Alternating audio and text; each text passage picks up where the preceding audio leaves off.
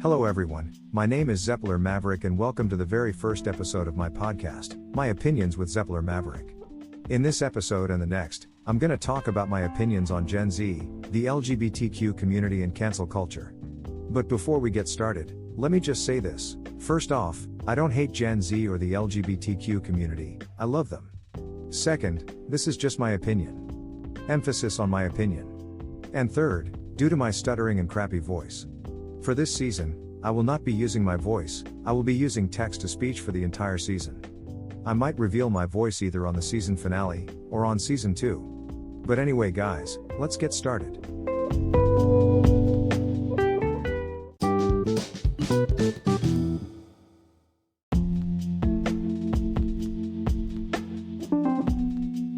Alright, let's get started. In this episode, the first thing I'm gonna talk about is Gen Z and my opinions on Gen Z. So let's get started. Now, whether you know or not, Generation Z, or Gen Z for short, is people born from 1997 to 2012. So the oldest Gen Z is 25 years old, and the youngest Gen Z is 10 years old. Generation Z, or Gen Z for short, colloquially known as Zoomers, is the demographic cohort succeeding Millennials and preceding Generation Alpha. As the first social generation to have grown up with access to the internet and portable digital technology from a young age, members of Generation Z have been dubbed digital natives, even though they are not necessarily digitally literate. So now that you know information about Gen Z, now I'm gonna give you my opinion about Gen Z.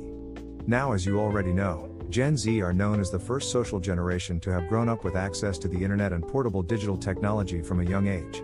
But unfortunately, Gen Z is also known, in some people's opinions, as the most depressed and softest generation, due to mental health and cancel culture.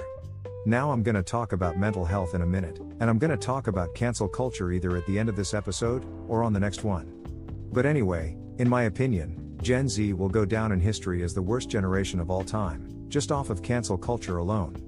Because unfortunately, this generation cannot take a joke and will cancel anybody, over any and everything.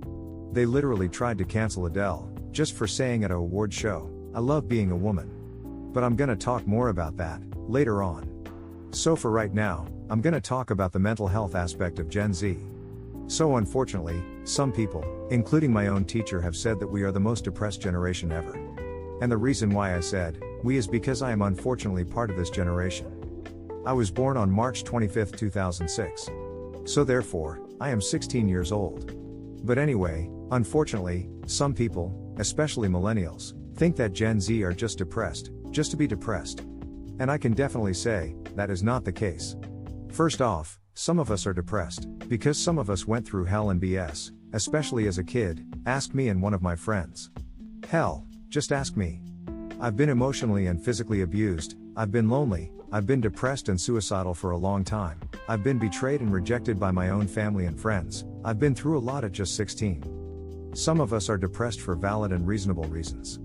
We aren't just depressed because we want to be. Why would we want to be depressed?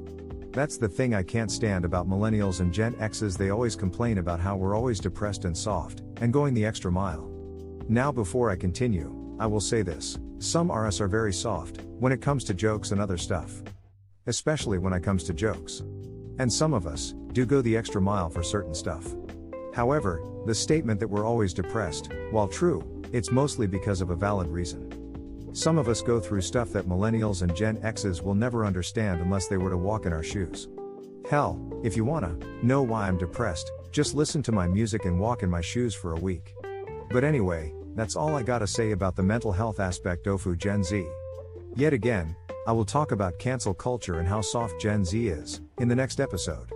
But now the last thing I'm gonna talk about in this episode is the LGBTQ community and my opinions about them. So let's get started. Alright, before we get started, let me touch on a few things. First off, like I said earlier in the episode, I don't hate the LGBTQ community, nor am I against them. I love them as people, but there are some things they do that I don't like. And speaking of that, for this episode, I'm only gonna speak on a few things that I don't like about them. I will talk about the rest in the next episode.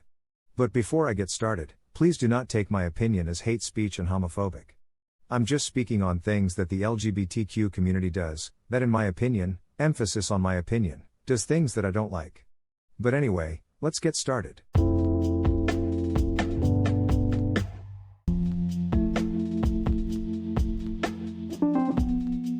Alright, so if you don't know, the LGBTQ stands for lesbian, gay, bisexual, transgender and queer. A lesbian is a woman who's attracted to another woman. Gay means a man who's attracted to another man. Bisexual is a man or a woman who's attracted to both genders. Transgender is a man or woman who transitions to the opposite gender. And queer or questioning is often used as an umbrella term for people who are not straight or who don't identify with their assigned sex at birth. People may also identify as queer if they don't feel that the terms lesbian, gay, bisexual or trans fully represent them. So now that you know information about the LGBTQ community, now I'm going to give you my opinion about them. The first thing I'm going to talk about is the genders and sexualities that I don't understand. So one of the things I don't like about the LGBTQ community is that some of them go the extra mile. Like for instance, there are some sexualities and genders from the LGBTQ community that's confusing and makes no sense. Now I'm not going to name all of them, but I will name some of them. Which is non-binary, sapphic, and gender fluid. Let's start off with non-binary, shall we? Non-binary or genderqueer is an umbrella term for gender identities that are not solely male or female identities, that are outside the gender binary, which is already confusing in of itself. But the main thing that's confusing about non-binary is their pronouns. Many non-binary people go by the pronouns they them, which doesn't make any sense. Because they them is a pronoun of two or more people, so therefore, calling one person they makes no sense. Anyway, that's all I gotta say about non-binary. Now I'm gonna talk about sapphic. Sapphic, sometimes known as woman-loving woman or sapphist, refers to a woman of any sexual orientation who is attracted to other women. The reason why sapphicism is unnecessary is that sapphicism is quite literally the same thing as lesbianism. And that's the whole point. Some of these sexualities and genders are either complex and confusing or just unnecessary. Like sapphicism, two-spirit, genderqueer, non-binary, asexual, genderfluid, etc. And speaking of genderfluid means a person embraces an adaptable nature to the concept of gender identity and gender expression. They can be one gender, multiple genders, or no gender. And the reason why it's confusing and doesn't make any sense is because basically, it means one person can identify either as both a man and a woman, neither, or multiple genders, which is very similar to being non-binary, but the opposite. Instead of a person identifying as no gender, a gender-fluid person can identify as both genders or more, which of course, doesn't make any sense. But anyway, that's all I gotta say about gender and sexuality. Now I'm gonna talk about two incidents that happened involving the LGBTQ community and then I'll be done. So let's get started.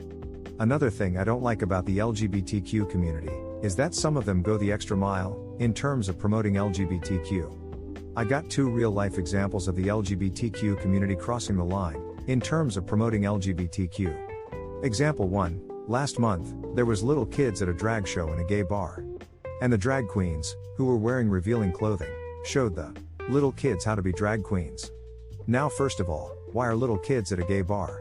And second, why are little kids at a drag show? I don't believe kids should be at a drag show, especially if the drag queens are wearing revealing clothes and performing sexually. And especially at a goddamn gay bar. Now if the drag queens were performing at a daycare or at a school, then that's different, even though I still don't think kids should be at a drag show. If the drag queens were performing at a school or a daycare, then fine, because that means the drag queens would have kept it PG for the little kids. But the fact that little kids are at a drag show, at a gay bar, is crossing the line. They should save that for the 16 and 17-year-olds. Little kids shouldn't be exposed to that. And even worse, there was another drag show at a strip club, and not only were the strippers wearing a bra and a thong, and were performing in front of the little kids, but the kids were even tipping the strippers.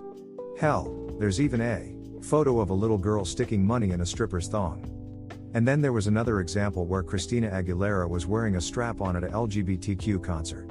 Now first of all, why, just why? Second, what's the point of wearing a strap-on on stage at a concert? It's not like she was gonna fuck somebody on stage, so what's really the point?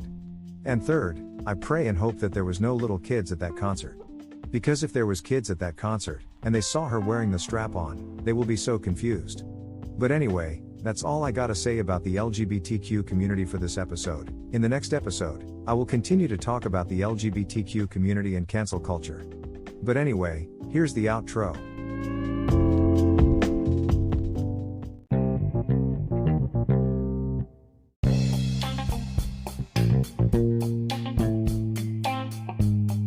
Alright guys, that's it for this episode.